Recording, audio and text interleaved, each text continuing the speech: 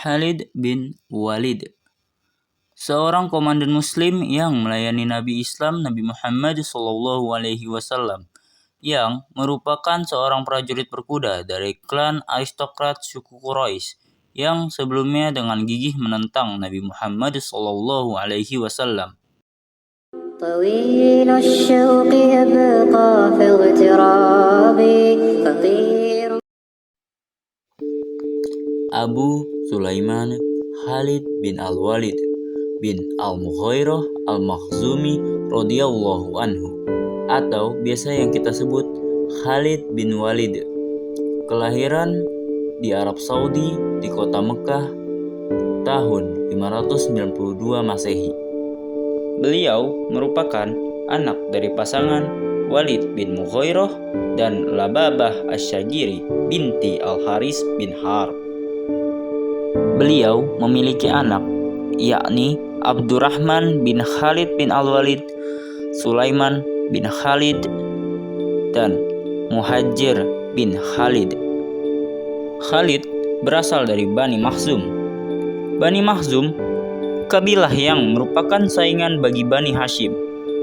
Quraisy memiliki kabilah-kabilah kecil, dan yang paling terkenal ialah Hashim dan Makhzum. Kabilah Hashim merupakan kabilah Nabi Muhammad SAW, dan Bani Makhzum merupakan kabilah dari Abu Jahal dan Khalid bin Walid. Khalid hidup di keluarga kaya karena ayahnya sangat terkenal karena kekayaannya. Beliau sejak kecil sudah belajar Al-Furusyah. Beliau sudah belajar tentang berkuda, sehingga Khalid bin Walid ini orang yang paling mahir dalam berkuda. Terutama kalau sudah naik kuda, beliau sangat hebat. Disebutkan hanya 2 orang yang bisa berperang dengan 2 pedang sekaligus sambil menyetir kuda dengan kakinya. Dan 2 orang tersebut ialah Khalid bin Walid dan Zubair bin Awam. Beliau ahli kuda sambil berperang dan juga unta saat berperang. Beliau juga ahli memanah, ahli tombak, dan ahli pedang. Dan semua alat perang beliau itu hebat. Singkat cerita, Nabi Muhammad SAW sedang berhijrah dari Mekah ke Madinah. Di sanalah terjadi perang Badar pada tahun 2 Hijriah. Khalid di sana tidak ikut perang. Kemanakah Khalid bin Walid? Ternyata Khalid bin Walid sedang berada di negeri Syam. Beliau tidak ikut perang dalam barisan kaum musyrikin. Setelah perang Badar, kemudian pada tahun 3 Hijriah terjadi perang Uhud, dan Khalid bin Walid ikut serta, bahkan dijadikan panglima perang oleh kaum musyrikin. Maka dari itu, beliau memegang pemimpin pasukan berkuda. Di perang Uhud, 700 muslim melawan 3.000 kaum musyrikin. 650 pasukan maju dan 50 pemanah berada di atas bukit. Dan nama bukitnya ialah Bukit Jabal Rumat. Kemudian daripada itu Rasulullah berpesan, "Kalau kalian melihat kami, mayat-mayat kami diambil burung-burung, kami sudah tewas penuhnya. Maka jangan kalian tinggalkan posisi kalian sampai aku perintahkan perintah berikutnya. Kemudian, kalau kalian sebaliknya melihat kami menang, kami sudah kalahkan musuh-musuh, maka jangan turun dari tempat kalian sampai aku perintahkan dengan perintah berikutnya." Dan diingat betul oleh pemimpin muslim, yaitu Abdullah bin Jubair radhiyallahu anhu dengan 50 pasukan pemanahnya. Rasul ingin perang dari satu arah, karena Rasul tidak ingin peperangan 2 arah, apalagi lebih, karena jika 2 arah beresiko untuk dikepung. Rasul sedang mempertahankan bagaimana meski jumlah pasukan kita hanya 650 di bawah, melawan 3.000 pasukan kaum musyrikin harus dari satu arah. Disinilah fungsi 50 pemanah. Fungsi mereka adalah untuk memanahi pasukan lawan yang ingin mengitari gunung, supaya bisa melawan dari 2 arah. Dan yang ingin memutar adalah pasukannya Khalid bin Walid. Karena peperangan seperti itu sulit, Khalid berpikir bagaimana bisa menyerang dari 2 arah.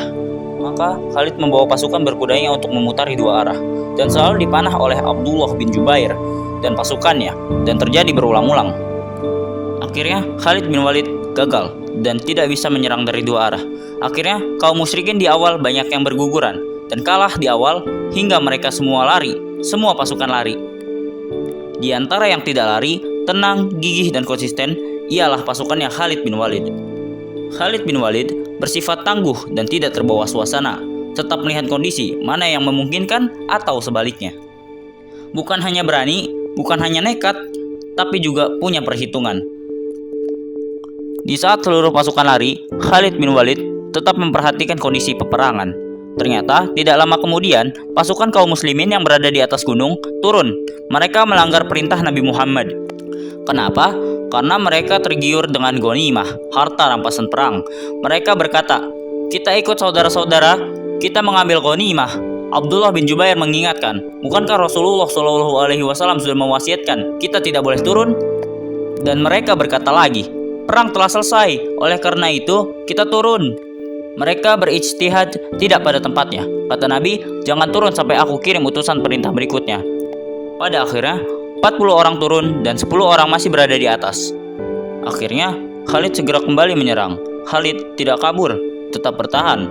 Dia lihat dari kejauhan, begitu tinggal 10, langsung dia balik membunuh 10 orang ini. Akhirnya, pasukan datang lagi dari 2 arah. Kemenangan di hari itu bagi orang-orang musyrik karena kekonsistenan Khalid bin Walid yang cerdas dalam pertempuran, dan tentunya karena sebagian sahabat menyelisihi perintah Nabi Muhammad. Akhirnya para sahabat banyak yang berguguran, 70 orang meninggal, termasuk paman Nabi, Hamzah bin Abdul Muttalib. Peperangan ini dianggap menang oleh kaum musyrikin, sehingga Abu Sufyan mengatakan, "Wahai Muhammad, demikianlah peperangan, silih berganti, terkadang kalian yang menang, terkadang kami yang menang." Pada tahun 7 Hijriah, Nabi bersama sahabat, sekitar 2000 sahabat, pergi untuk melaksanakan umroh dari Madinah ke kota Mekkah. Sebagaimana yang sudah disepakati kaum musyrikin, maka Nabi masuk kota Mekkah dengan kain ihram, dengan membawa senjata, tapi bukan senjata pertempuran, tapi senjata orang musafir, senjata yang wajar. Akhirnya masuklah Nabi untuk melaksanakan umroh selama 3 hari. Setelah itu Nabi harus kembali ke Madinah. Ternyata saudara Khalid bin Walid yang bernama Al-Walid ibnul Walid ibnul Mughirah sudah masuk Islam, dan inilah awal dari kenapa Khalid masuk Islam. Lalu Nabi berkata kepada saudara Khalid, "Mana Khalid?" Lalu ia menjawab, "Allah akan datangkan Khalid." Kemudian Nabi berkata, "Orang seperti Khalid tidak mungkin tidak mengerti tentang Islam. Khalid itu cerdas, tidak mungkin tidak mengerti tentang Islam. Kalau seandainya dia menjadikan kehebatannya dalam bertempur untuk kaum muslimin, maka itu lebih baik baginya, dan kami akan mengedepankan dia daripada yang lainnya." Dari sini, Nabi mengakui kehebatan Khalid. Akhirnya, Al-Walid ibnul Walid mencari Khalid bin Walid dan tidak dapat. Ini musim damai, boleh bertemu antara muslim dengan musyrikin, tiada masalah. Akhirnya, saudara Khalid menulis surat. Di dalam surat tersebut, "Bismillahirrahmanirrahim, amma ba'du. Wahai saudaraku, aku tidak melihat yang lebih aneh dari engkau.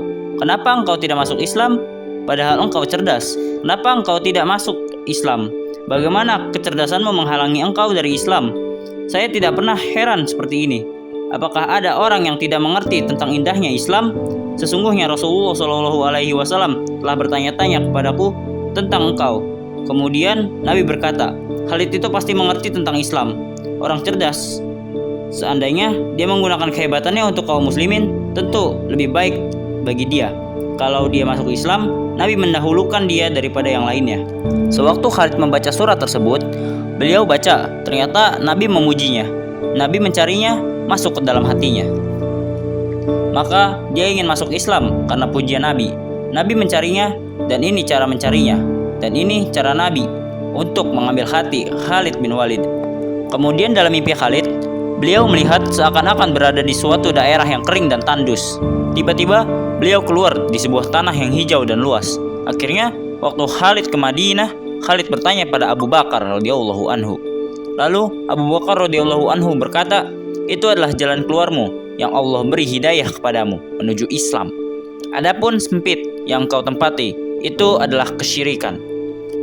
Pada 8 Hijriah, Khalid bertekad untuk masuk Islam. Maka beliau mencari teman jalan-jalan ke Mekkah.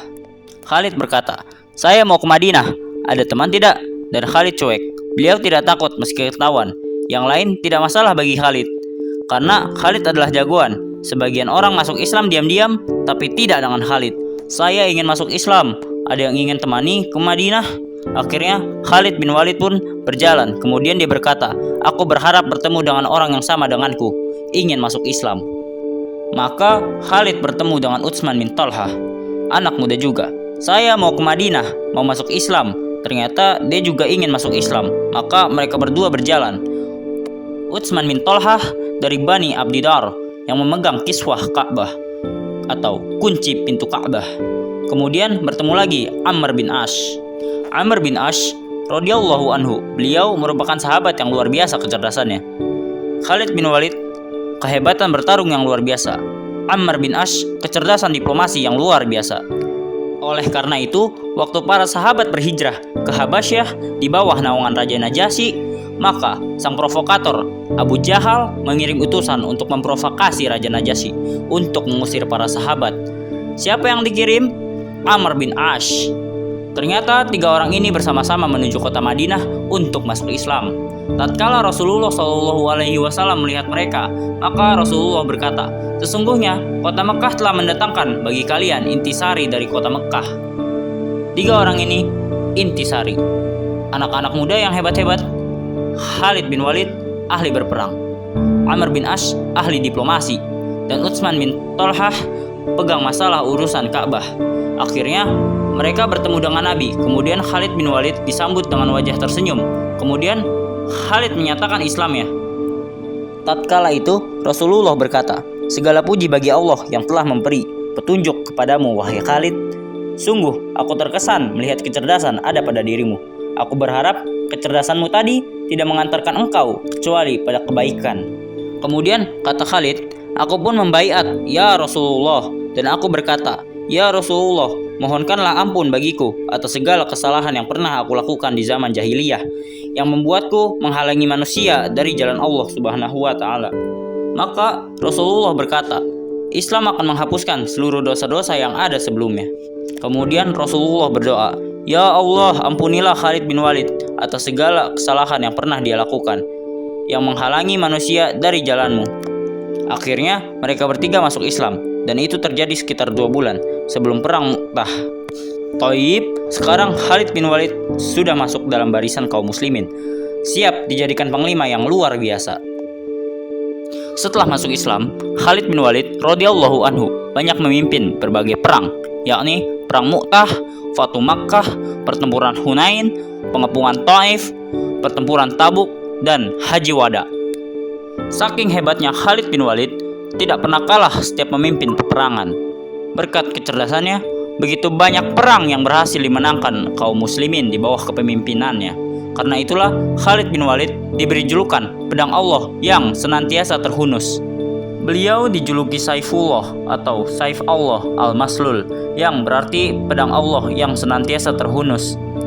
Saking istimewanya, gelar tersebut diberikan langsung oleh Rasulullah karena keahlian dalam berperang. Pada tanggal 22 Agustus tahun 642 Masehi, beliau wafat di Homs, Suriah. Beliau dimakamkan di Khalid Ibnul Al-Walid Mosque di Homs, Suriah. Pelajaran yang bisa kita ambil dari biografi ini adalah tetaplah gigih dan konsisten dengan tujuan, maka insya Allah usaha tidak akan mengkhianati hasil. Mungkin cukup sekian dari video animasi biografi Khalid bin Walid. Mohon maaf jika ada kesalahan kata atau pemilihan kata dari saya. Nun wal qalami wa ma yasturun. Wassalamualaikum warahmatullahi wabarakatuh.